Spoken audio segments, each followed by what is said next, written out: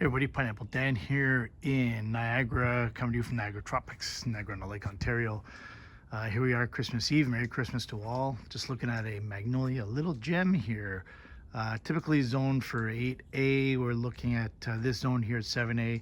We've been pushing this one for about 4, maybe 5 years now. It'll be at least the 5th summer coming up in 26, but still fantastic looking. A lot of hardy green leaves. This broadleaf evergreen puts on a nice bronze undercolor.